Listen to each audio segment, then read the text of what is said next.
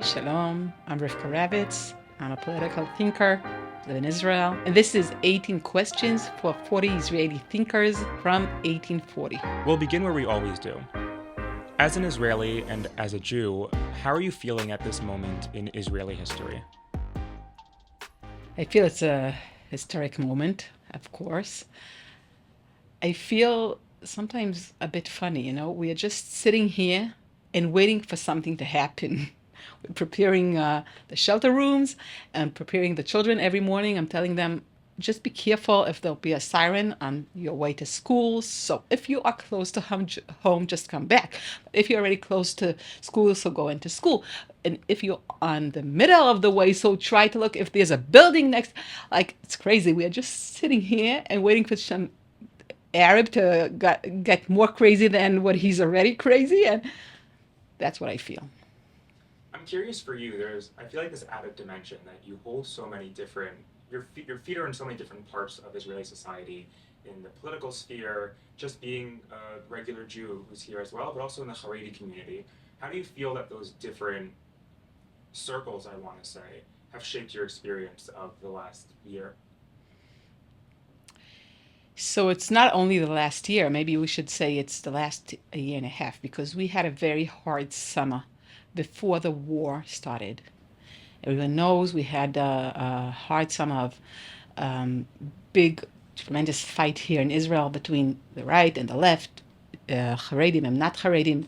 And it was not only about going to the army or not, it was also the judicial reform.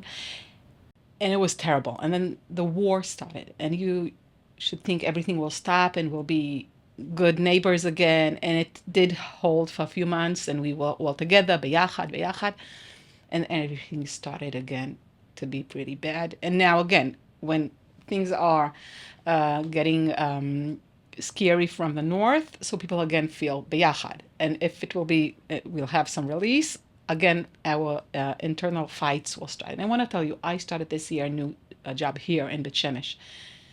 And Bet Shemesh is like a microcosm of what happens in Israel. It was a regular secular town, and it became to be a Haredi town. Yesterday, we had here a big event of just starting to open some. Not it's not even a university, like some place to teach Haredim some courses of learning for working. And then came in a different kind of group of Haredim from some other community, and it was a tremendous fight, and the police came in, and the whole a country was talking about what's going in the north and what's going in Bet Shemesh. So as Haredim, and as a Haredi woman and a Haredi mother, it is a very confusing year. Was a very confusing year, and I hope maybe it will get better. What has been Israel's greatest success and greatest mistake in the current war against Hamas? With Hamas or with In the war against Hamas? probably the biggest mistake was ignoring them for a few years. We did get signs that they are working and trying and arming themselves, and we did ignore them. We didn't believe that they will be able to do something. We thought they are so weak. As believers, it was probably Hashem putting some closing our eyes. We shouldn't see what's going on, and that was probably the biggest mistake. And the success is just, erasing them from the land and showing the world that they were having a baby's bed and underneath whipping, like, all those pictures going out. That was. How have your religious views changed since October 7th? So as a believer, we just got to believe more and more, because it was almost it couldn't be that we would that the 7th of October could happen in Israel. It couldn't be, if we could write a code that could uh, blow a pager in a different country, we couldn't see them just coming in by foot, by their uh, old cars. It was crazy. It couldn't be. It was really some sign from Hashem. He wanted us to see something. He wanted us to learn something. He wanted us to get together. So it just made me to believe more. Can you talk a little bit more about that? About what you mean when you say believe more? Believe more in what in specific? Believe more in the in the fact that Hashem, he runs this world, and when he wants someone to be to not see something, he just he shuts our eyes. And again, as I said, it was like there was no it couldn't be that the Israeli army, the Israeli intelligence, the Shin Bet, the Mossad won't see what's going on there. It was so clear. It was so bright. The girls sitting in the front were saying it. So, Im Hashem lo yishmor ir, Shav Shakad Shomer, that means that if Hashem wants something to happen, even if you have the biggest army, if you have the biggest Shin Bet, if you have the most amazing abilities in the world, and AI and all those things, just he put us to sleep. So what I find very interesting is that I know that since October 7th, I think there's been so much reporting and coverage of how Israeli society and the different parts of Israeli society have been rattled and changed from October 7th. And not to make you the spokeswoman for the Haredi community, but I think so often people really aren't aware of really anything happening in the Haredi world, a lot because there's a lot of caricatures in the media and there aren't Haredi voices that are sharing or at least have the same platforms that other people are reaching the same voices. I'm curious, how would you describe how October 7th has changed the Haredi community, how the post October 7th world has been for the Haredi community in Israel? So being Haredi in Israel mainly means being different and being separated from other communities and from the secular population. And I know that people were trying to say that it changed, and maybe it changed. I don't see that. The separation. Yeah, the changing of the separation, because being separated is the core of being Haredi. That's the meaning of being Haredi. Haredi, the word means being scared of getting involved with the secular world. So that's the thing that identify the Israeli community and the Haredi community in Israel more than everything else, more than anything else. So I'm not sure that changed. I know that there were voices trying to say in the beginning of the war, maybe now you'll find more Haredi boys going to the army, more Haredi girls going to Shirut. You did see that in the first days of the war in very small numbers. But as a traditional Haredi mother, I'm not sure that that's what we wanted to see. It's very important, and it's a different debate. Yeah, it could take me 10 hours to explain. I didn't see a big change in the core beliefs of the Haredi community. Maybe in the outskirts of Outskirts meaning you saw the Haredi community. But maybe you saw there a few small changes. But you felt that the core of the Haredi life change. And it stayed. Was that always that same type of firmness, or you felt that it was shaky at points? Maybe in the very beginning, like in the 2 first weeks, so you could think of things changing, and then it became, again, like if we believe in this, so this is what we'll stay with, Believing in the Haredi and way staying, of yeah, life. and staying separate and different. What do you look for? And I know this is a little bit of a funny question given your political background, but what do you look for when you're deciding which Knesset party to vote for? Okay, so in Israel, in the Haredi community, you just look for the sign from the Rebbe. You ask him, and you do what he says. Um, but if I would be looking for, so I look for someone that's available, that he could answer me when I have questions, and that what bothers me bothers him, Mm-hmm.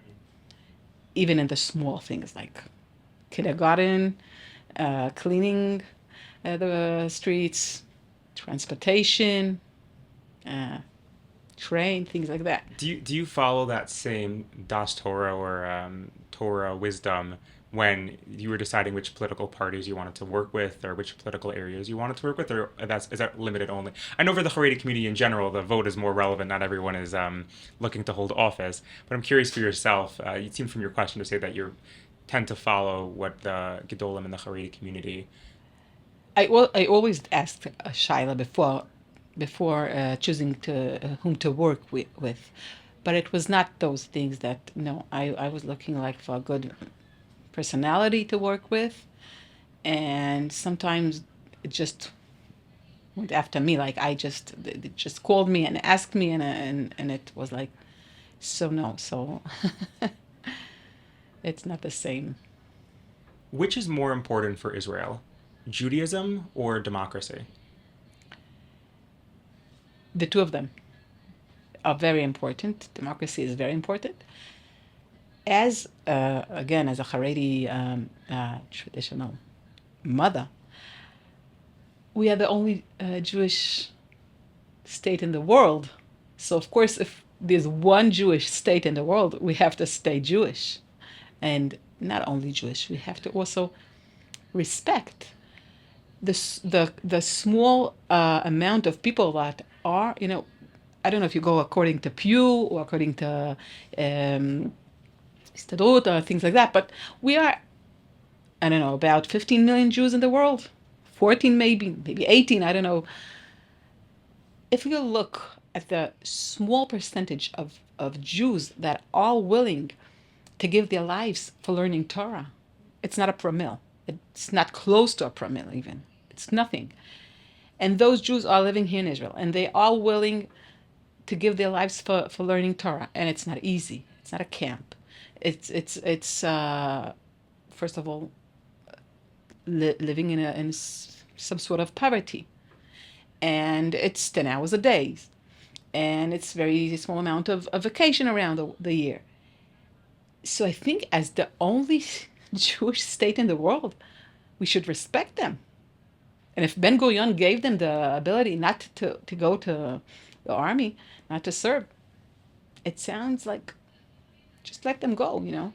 Yeah, we actually we'll have We some won't time to get to discuss. there because it's too long. We'll try. We'll try. We have some questions coming up on that. But it's on the same note of the Judaism and democracy question. Should Israel treat its Jewish and non-Jewish citizens the same? Yeah, because there are civil rights, and we want to be one of nations in the world, right? So you can't, you just can't go not according to law, and law is giving civil rights to people at the same. Yeah, I don't think we have a choice. Like, democracy is important, and we have to be a democratic state, and we are also the only democratic state in the area here. Um, but never forget that we are the only Jewish state in the world. So now that Israel already exists, what's the purpose of Zionism? What do you call Zionism? My great grandparents They were living in the States, and when there was a 6 day war finished, so they were very Zionism. They just came to Zion. They left everything and they came here. They left their business, they left their beautiful houses. They came here. They bought a house, a tiny small apartment, and the streets were still sand. Are they Zionism? I think they are. Do they serve the army? No, they don't. So I don't know what Zionism, but it's very important. When you think of Zionism, I'm curious what you think about and how that has Loving changed over time. Zion, and we love. Interesting. In terms of the classic, more political movement of Zionism and what formed the state of Israel and kind of what built the state of Israel, do you, in your view and in your experience, do you see that as still a driving force moving Israel toward its future today? So again, as I said, Zionism is a wide thing. So it's how you look at it, but of course it's important. And if Zionism tells you to go to France or to New York and or to South Africa and help people come to Israel, and sometimes they need the help. In France, sometimes it's dangerous, and also in South Africa. So if they need our help, and if that means Zionism, and the government has to give money for bringing them to Israel. So yes, of course it's important. If Zionism means that Herzl wanted us to go to Uganda and he didn't want anyone to have a kippah on his head and to have nothing doing with Shabbat or Torah or things like that, so no, it doesn't mean anything for me. Is opposing Zionism inherently anti-Semitic? It is what? Opposing Zionism? People who are against Zionism Ah, or oppose it is the word that we used in the question. okay. Would you say that's inherently anti-Semitic? Again, it's a wide anti-Semitic is anti-Semitic. Semitic is the Arabs are also the sons of Shem. So anti-Semitic is how you see it. But yeah, I think yes. I think if someone is against Israel, he's against Jews.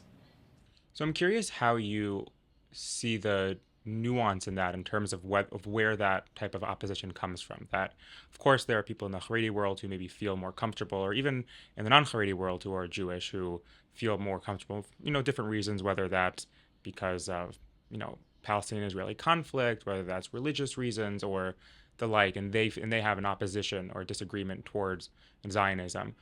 How do you view that and how do you understand that? And I'm curious, again, not to like focus on the Haredi world, but I know that is the area that you're studying in with the work that you did at JPPI, and I believe your PhD also is, yeah. So I'm curious how you understand that type of wave that kind of ebbs and flows over time. So I won't go to my PhD or to my researches because I want to tell you a story. I was born in a family. My father he's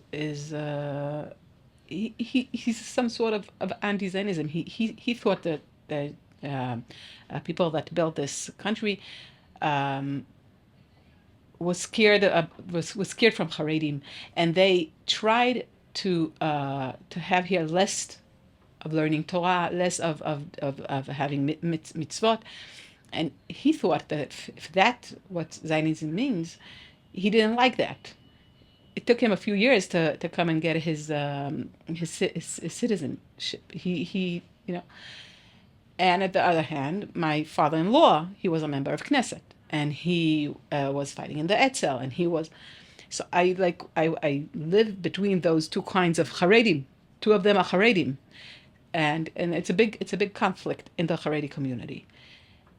But what's not in a conflict is that all of us want to have here in Israel, and the only Jewish state in the world, more Torah, more mitzvahs, and we would all love our children to stay Jews, and the only way to stay Jews is keeping the Torah and the mitzvahs. So the idea of Zionism, I don't know if what you call Zionism, what I call Zionism, what Herzl called Zionism, what my father-in-law that came here at 39 and was in the Etzel called Zionism. I could tell you that Haredi community is still Haredi. Haredi is afraid about herself, wanting to stay separate, wanting to live separate, wanting to keep the tradition, more Torah, more mitzvahs, and the only Jewish state in the world. Should Israel be a religious state? Um, it can be a religious state because, as we said, we are one. We want to be a nation in the world, and we want to stay a democratic nation, and we want to be in the UN, and we want to have friends like the United States, like Germany, like we need them. We all need our friends, even for just staying alive. So we can't do things that would be against the base of a democratic state.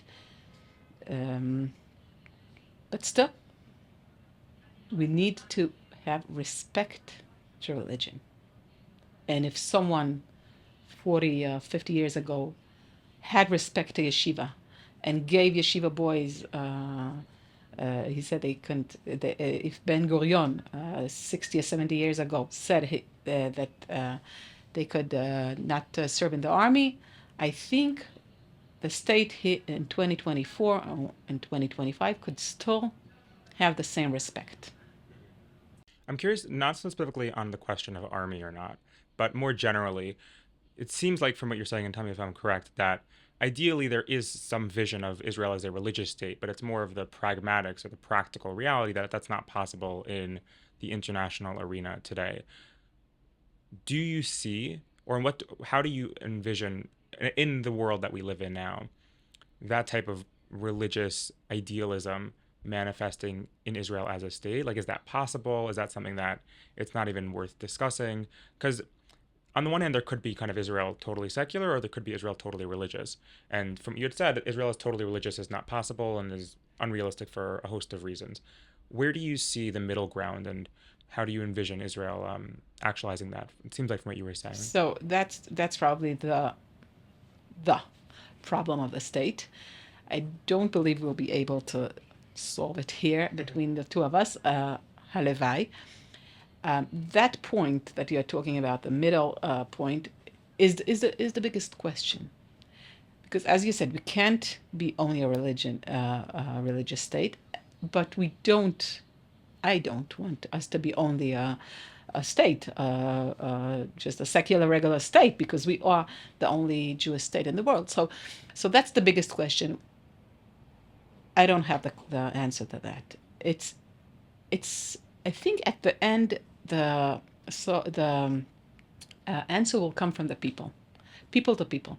If we will learn how to talk one to each other and respect one each other, I believe we'll find the solution, and will find that point that is the middle, go between. Another thing I think about it, and that's because of working with politicians for almost 30 years now, it won't come from the politicians. It won't come from the Knesset. It won't come in elections. What won't come from the solution, the answer, the solution won't come from the no, politicians. it will come from people to people. It will come from a neighbor to his neighbor, from neighborhood to neighborhood. It can't come from politics. I'll tell you why. Because politicians, they earned from this fight. They earned their place. They earned their voters. They like it. The fight you're saying between religious and non-religious, Haredim and not Haredim, going to army and not going to army, conversion or not conversion. That's their bread and that's their salary. They won't let us find a solution. So I believe people have to learn how to find a way. I'm curious from what you were talking about, that you had said that they won't let us find a solution. I know that you have worked in politics, so I'm curious, and I know you've said before that you never liked working in politics, but I'm curious how you see that type of balance between the necessity of politics and the reality of politics, while at the same time also realizing that the solution isn't going to come from politics, as you've said.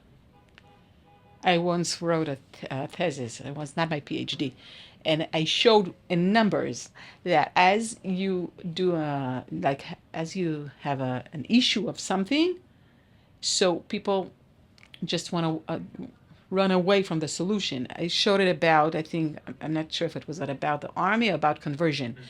As politicians have a debate, they're yelling more, people are getting separated more. It can't work together. That's what I believe in. And that's after working 30 years in politics. Um, so that's the question. We'll stay with the question, I think.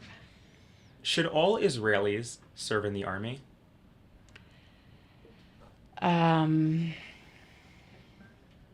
okay, so this is a very touchy issue, especially in a time of a war. So I would like if we could skip this, but if we can't, so before this war started, before October 7th, I did a big work about showing that even economically, this issue of each one serving in the army doesn't work. And there were people in the Ministry of Finance and the Finance Ministry, and people in the academia that were saying that what I'm trying to show is right, and it doesn't work around the world. You don't have things like that. So it was a big debate, and we had some round tables about it, and the finance ministry was coming in, but after the October 7th happened, so I understood that here in Israel we need different things that the world other than what the world needs, and we need a good army, and we need a big army, and probably we need that most of the Israeli should serve in the army. And the people that think that each Israeli should serve in the army, they say that if you won't bring everyone into the army, you won't find those geniuses, those special minds, and you need them. So that's it. It's like it's a debate, and it's a big debate in Israel. But even if you decide that everyone has to serve in the army, always you find those 10 or 20% that don't serve. If they go to the academia, if they are singers, if they are known artists, they don't serve. So I think we should respect Torah learners as we respect artists. It's our tradition.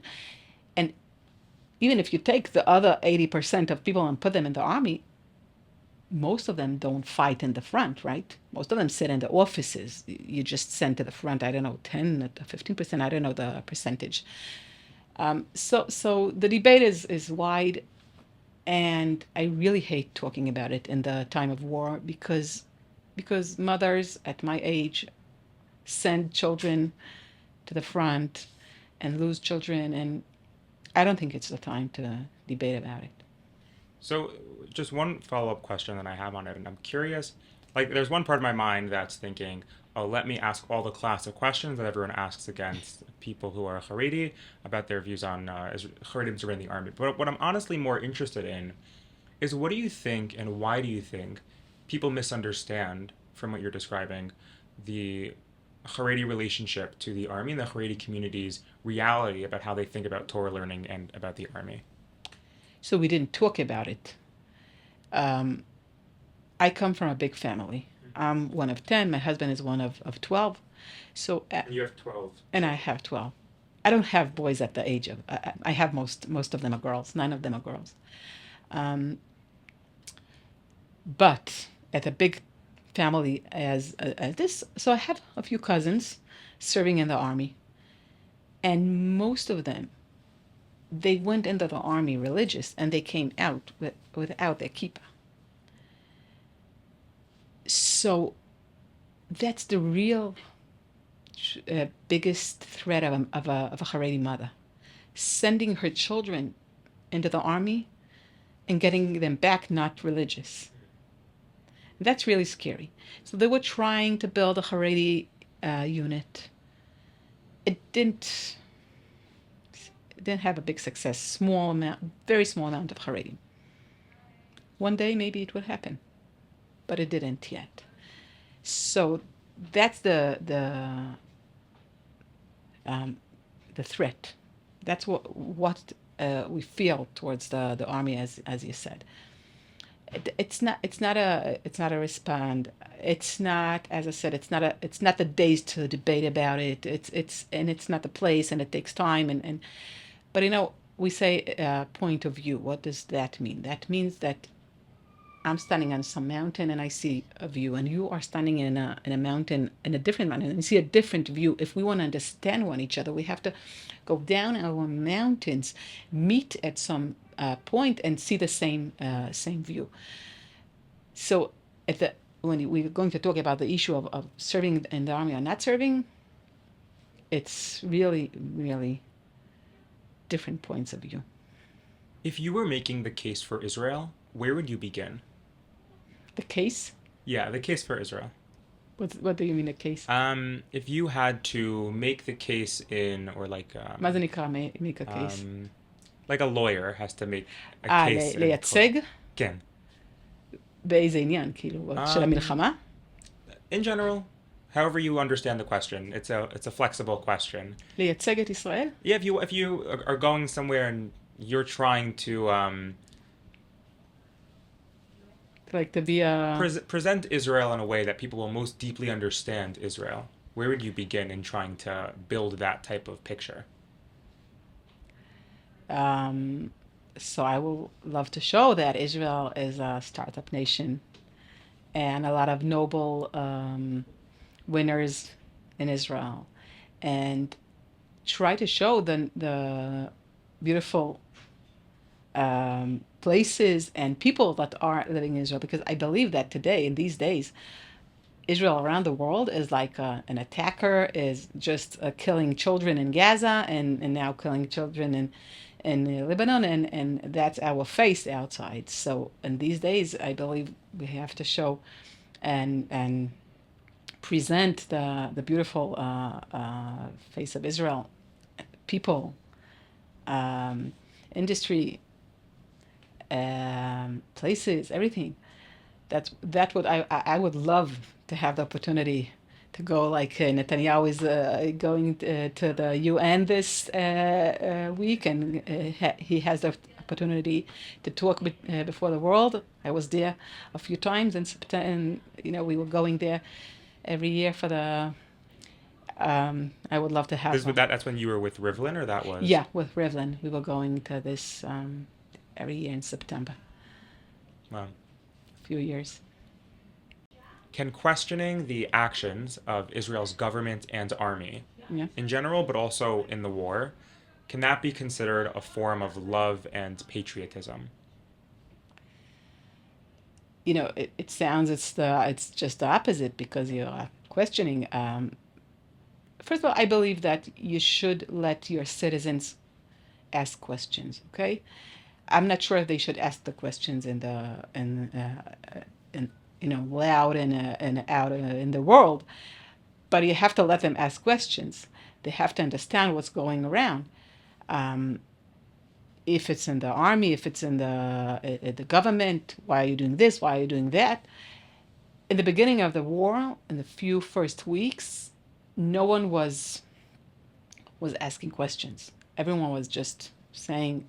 First of all, we were like shocked.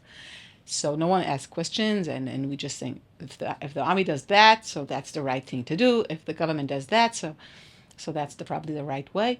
And afterwards, people got used to the war. And after a few months, as Israelis, on each answer we have 4 questions, and 2 Jews have 3 opinions, right? So in Israel, it's not patriotism, but it's the way of life. We ask questions. We ask about the army. We ask questions all the time. That's the core of democracy, right? What do you think is the most legitimate criticism that people have made against Israel? People out of Israel? In general. I see the most legitimate criticism here in Israel is against our government, is like not bringing home the hostages. that's the thing that I see here in Israel, from the citizens towards the governments towards the army. That's the thing that we as citizens want to see, the like we just want to see the people back at home, right? Out of Israel, I'm I don't see anything that is a legitimate criticism, because we were at the October 7th. Hamas was so terrible. So I think everything is the army is legitimate to do everything, and I don't see any question as a good question. Can you talk more about wanting the hostages home and how that's been for you and how you've seen that particular issue? I know that's been something that has been on every Israeli mind, and that's on every bus stop and every newspaper, and it's all around us. Curious how you've understood or thought about that over the course of the war and how you see that now. And the first day of the war, when we all saw that video of the mother with those two red heads, with those two babies going with that Hamas and crying, so we thought it's so terrible, right? And we just thought, can't be that 2.5 hours already went and she's not back in Israel. And then a day and 2 days, and we said, can't be that 2 days, 2 whole days went over and she's not back in Israel. And then we heard that it's not just a mother and two children, it's 250 people. And can't be a week went and they're not back. And we just got used to it, but it can't be. Can't be that people are suffering, and they're so close to us. And the world is lets that to go on, and Hamas gets it can't be. Do you have thoughts about what should be done now or what direction should be taken with regard to the hostages and No, I don't have thoughts. Baruch Hashem, I don't have thoughts, because I'm not one of the leaders.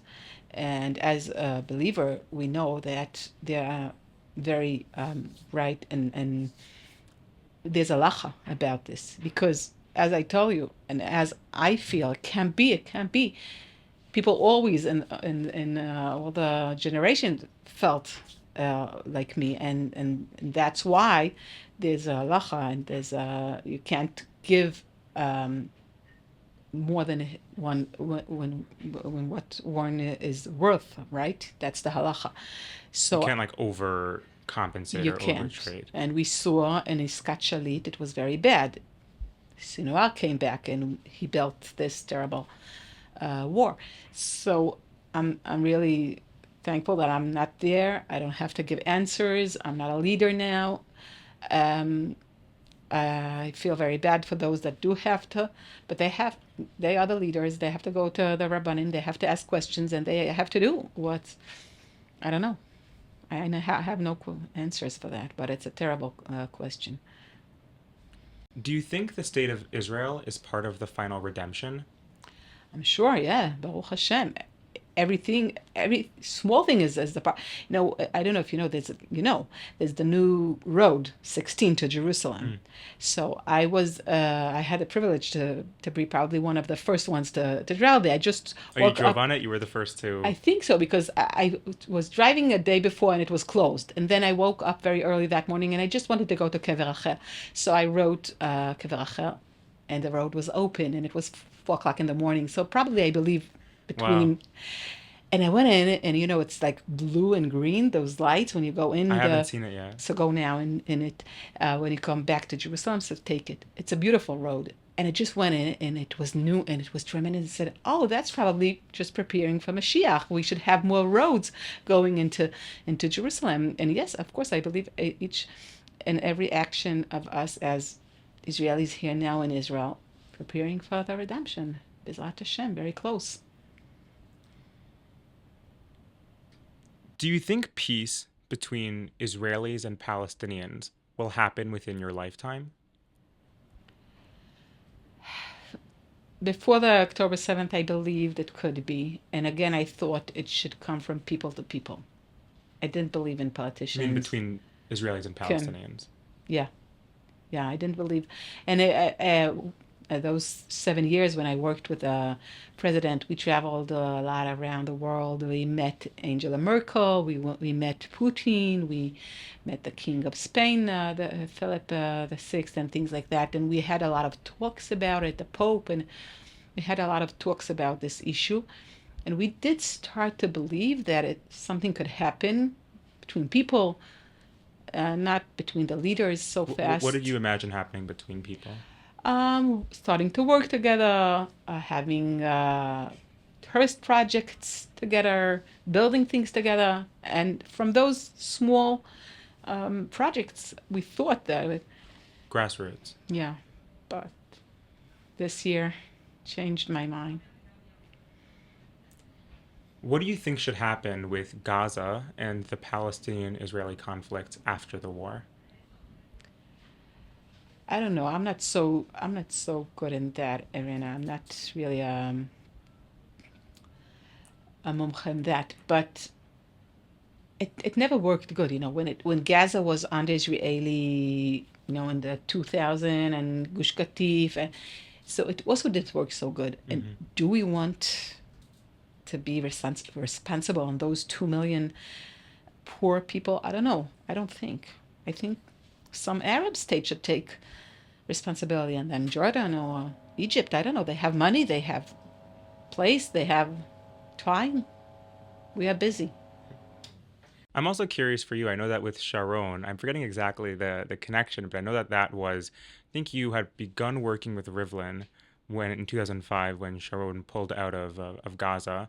I'm curious how I know you've spoken about how at that point that was very hard. I know even for Rivlin it was very hard, and he voted against Sharon's decision, and they were friends, and Sharon had called Rivlin up. People will get this in the intro when I give you the episode. They'll get some of the background for it. I'm curious for you now. At that point you were very young and early on in your political career and in the political work that you were doing, and now post October 7th, a political figure in your own right. How you've connected or thought about that decision made a little almost 2 decades ago. I always thought it was a terrible decision. I always thought Sharon got punished for it. As people were saying here in Israel, they didn't want him up and they didn't want him down, so he was like, laying not dead but dead for a few years. What do you mean? He was very sick, and Mm. he was not unconscious for a few years. So people were joking and saying they didn't want him uh, up, And in Shemayim, Shemaim, and heaven. they didn't want him in the ground. So he was just between. He got punished for that. I'm sure it was a terrible decision. Jews were living there; they had beautiful lives there, and his decision didn't bring any good things to Israel. No, nothing. So I don't think it was a good decision. But going back there now, after 20 years that we're not there, I'm not sure it's the right thing to do. Where do you identify on Israel's political and religious spectrum? And do you have any friends on the other side? So I'm a Haredi, Haredi and mother. Haredi mother, yeah, and probably to the right. My husband is more in the right, but I'm to the right. And yes, I do have a lot of friends in the left and in the not Haredi community. Even I have a very close colleague from the LGBT community that we are very close and we meet and we drink coffee once a week. And sometimes I go to Yair Lapid and we have talks. And Oh, wow. Yair Lapid and his wife also send me all his books and he signs them for me. And we have some talks, and I have a lot of friends the two sides of the map. Um, Personal friends, as I told you, people to people, and we don't debate anything when we talk. We just have a coffee and we uh, talk about the children and about family and things like that. So yeah, I do have a few funny friendships. And for our last question, do you have more hope or fear for Israel and the Jewish people? Hope. Can you say more about that? Yeah, I believe in the Jewish people. I believe in the Jewish state. We are almost the most happiest state in the world. We have big families. We have good lives. We built a beautiful state, beautiful industry, startup nation, and we are believers in the right, in the good meaning of the word, and we really have good lives here. So I really have a big hope. Amazing. I kind of lied. There was one question I was saving for the end. I just wanted to make sure we had enough time for it. I have to ask, how could an interview go by without asking about that famous picture of President Biden bowing down to you or kneeling when you had told him, allegedly, I think this is what the story was. I believe it's correct. Tell me if I'm wrong. When you told him that you were a mother of 12. I'm curious, what did you say in that moment and how did you respond? I'm still allowed to say this in those days of elections. I don't know. People shouldn't be upset at me that I'm saying the word Biden. I don't know. In our community in Telston, you are just allowed to vote for Trump. So I don't know if I could say. But yeah, we visited the White House. It was really exciting, and it was the last weeks of our term as Israeli president. So it was exciting, and we had like a small personal meeting. We call it tete-a-tete before the official meeting started. And yes, and he asked, "Who's this lady in the room?" And Rivlin told him, "She's my chief of staff." So he tried to shake hands with me, and I don't shake hands with men. So Rivlin had to tell him, "She's religious, she's Haredi, and guess how many children she has?" And I answered, and I said, "I have 12." And he couldn't believe it. He was like, "Do you?" And I said, "Yeah, I do." Well, I can't believe it. I'll tell you a story about my mother. But first, I have to kneel down for mother to 12, and he did. What did you say when he did? Were you uncomfortable? I blushed. No, I was like, really. I got all red. I was, I couldn't believe Is it he the only happened. person to have It bowed down was to you crazy. or Um, kneeled? the Pope, when I visited the Pope, he like Yeah. did something close to, but he didn't go down on his knees. No, that was really like he just really went down on his knees. Okay, wonderful. Well, Rivka Ravitz, thank you so much for answering our 18 questions. How was this for you? Thank you for coming. Great. I enjoyed it. Okay, Come every wonderful. day.